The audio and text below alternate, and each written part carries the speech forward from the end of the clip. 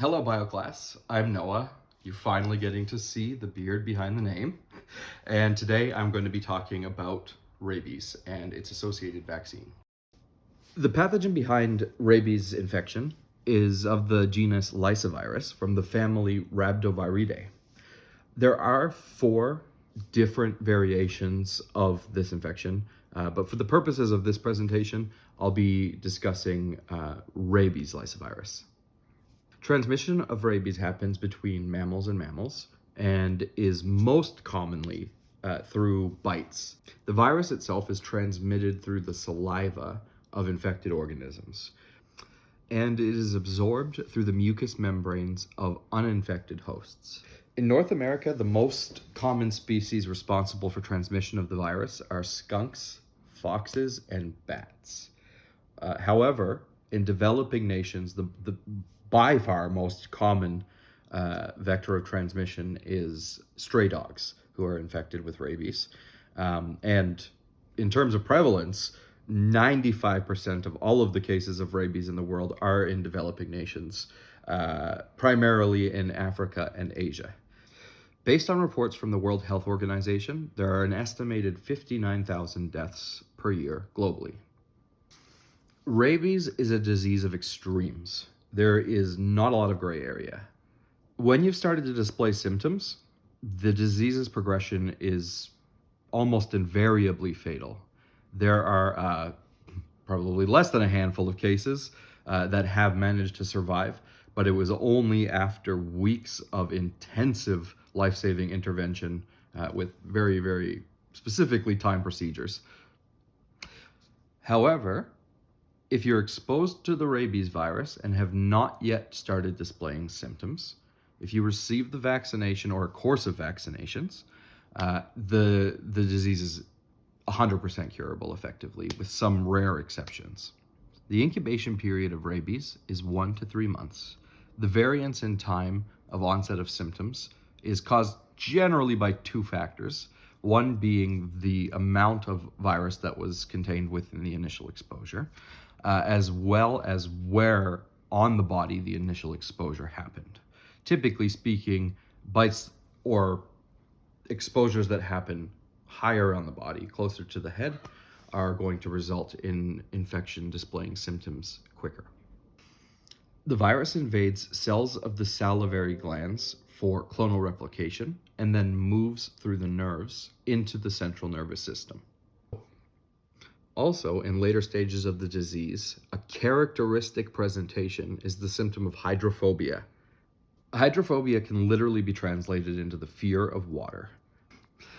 Patients displaying hydrophobia experience excessive thirst, but are unable to drink water. There is a physiological reaction by the body if they try to drink water that will cause severe muscle contractions in the throat, not allowing them to consume any water. An estimated 80% of cases of rabies present with hydrophobia. The remaining 20% are considered paralytic rabies, which, as the name suggests, is a progressive systemic paralysis eventually leading to death. I had heard a lot about rabies before starting this assignment, as I'm sure many people have.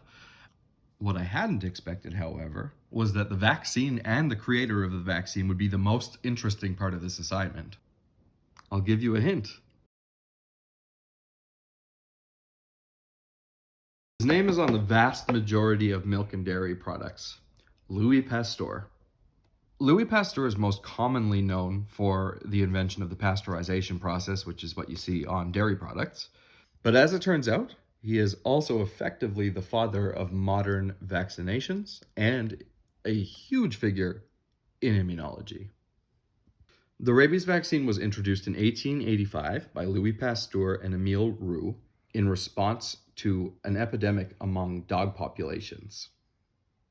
Although there are many variations of the rabies vaccine, the one that I have chosen is the original rabies vaccine created by Pasteur and Roux. This vaccine is a live attenuated vaccine, and it was the second vaccine ever created for humans.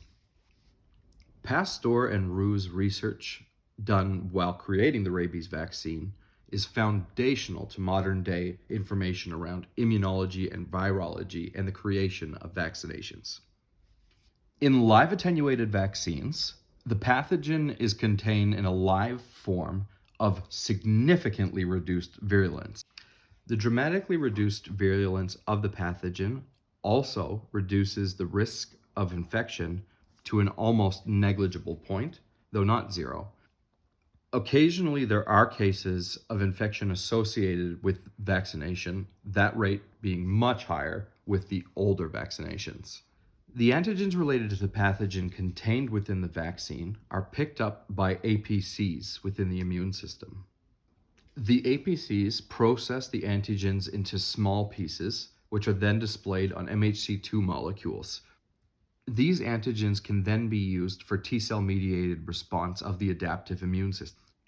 B cells of the immune system are able to bind full antigens and do not require processing prior to binding.